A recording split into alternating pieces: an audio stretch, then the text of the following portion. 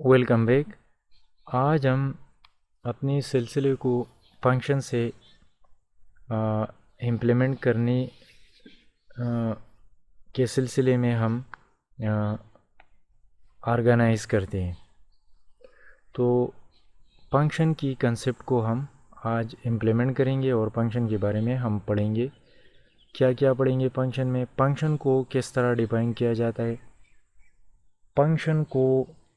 Function में parameter किस तरह आप एंटर कर सकते हैं या दे सकते हैं, पैरामीटर लेस फंक्शन क्या है, आर्गूमेंट क्या है, और फाइनली हम इसको देखेंगे कि फंक्शन को हम कॉल किस तरह करते हैं और फंक्शन की वैल्यूज़ को हम किस तरह रिटर्न करते हैं। और रिटर्निंग के बाद अगर हमें ज़रूरत हो कि फंक्शन की वैल्यू को कहीं पे किसी वेरिएबल में स्टोर कर दे जो फंक्शन रिटर्न करे जिस वैल्यू को, तो इसको हम किस तरह स्टोर करेंगे। सो ओवरऑल फंक्शन को हम आज डिटेल के साथ पढ़ेंगे और उसको इम्प्लीमेंट करेंगे पाइथन के अंदर। तो फंक्शन जो है, function the best function have a clear purpose and a good name that explain what they do. इसका मतलब है कि बेस्ट फंक्शन का एक क्लियर मकसद होना चाहिए, यानी फंक्शन को डिफाइन करते वक्त एक प्रोग्रामर के थिंकिंग में एक पर्पस होनी चाहिए कि मैं किस मकसद के लिए फंक्शन को यूज़ कर रहा हूँ। और बेहतरीन फंक्शन की क्वालिटी यही है कि वो पर्पस को रिफ्लेक्ट करे। अब फंक्शन को हम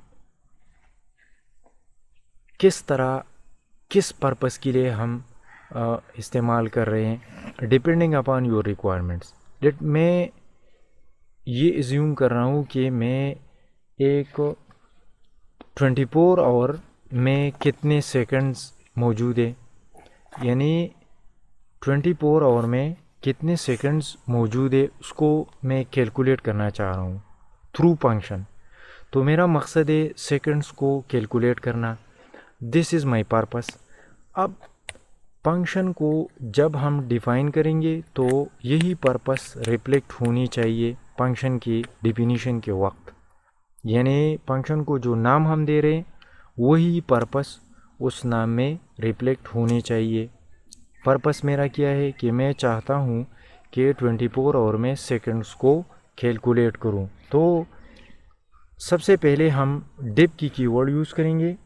डिफ का मतलब है डिफाइंड फंक्शन, यानी फंक्शन को हम डिफाइन करना चाह रहे हैं। This is a keyword. हर फंक्शन को स्टार्ट करने से पहले आप डिफ का इस्तेमाल करेंगे, क्योंकि def is a keyword tells Python that this block of code is a function. यानी ये डिफ कीवर्ड पाइथन के इंटरप्रेटर को ये बता देता है कि आने वाली जो ब्लॉक है ये फंक्शन से उनका ताल्लुक़ है। सो मेरा पर्पस अब हियर योर फंक्शन नेम, यहाँ पे आपका नाम होना चाहिए फंक्शन की। अब नाम हम किस तरह सजेस्ट करेंगे आसानी के साथ। जिस मकसद के लिए आप ये प्रोजेक्ट बना रहे हैं उसका पर्पस यहाँ पे आप लेके शॉर्ट एक नाम सजेस्ट करें। लेट मैं चाहता हूँ कि मैं 24 आवर में सेकंड्स को कैलकुलेट करूँ, तो मैं यहाँ पे फंक्शन का नाम यहाँ पे मैं दे रहा हूँ सेकंड्स फॉर डे, और यहाँ पे फंक्शन इसको मैं एंड बना रहा हूँ सेकंड्स पर डे। ये मेरे फंक्शन का नाम है और मेरा मकसद भी यही है कि मैं 24 आवर में second, the number of second I want to calculate. अब मैंने एंडेंट की इसको और एंटर कर दी। Horse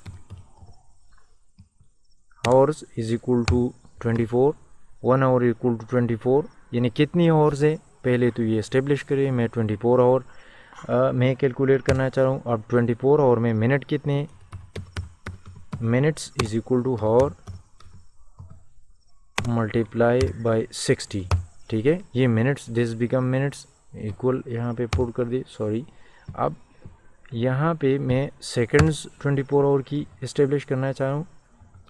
seconds is equal two minutes multiply by 60, this become seconds। अब यहाँ पे मैं सेकंड्स को, यानी सेकंड्स जो वेरिएबल है यहाँ पे सेकंड्स, इसको मैं फ्रंट करना चाह रहा हूँ, आउट करना चाह रहा हूँ इस वेरिएबल को। तो इसके लिए मैं फ्रंट सेकंड, ठीक है, यहाँ पे, और नेक्स्ट लाइन में हम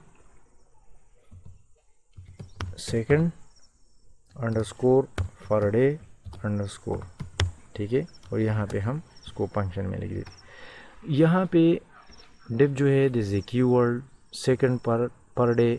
मैं चाहता हूँ कि मैं 24 और मैं नंबर ऑफ सेकंड को कैलकुलेट करूँ। और को हमने इनिशियलाइज़ की क्योंकि 24 और में कितने आवर्स है 24, मिनट्स कितने हैं हावर मल्टीप्लाई बाई 60, सेकंड कितनी है 24 में, minutes multiply by 60 for second. Seconds की जो वेरिएबल है उसको प्रिंट कर दी। और नेक्स्ट जो लाइन है यहाँ पे मैं फंक्शन को कॉल कर रहा हूँ। This is the function calling.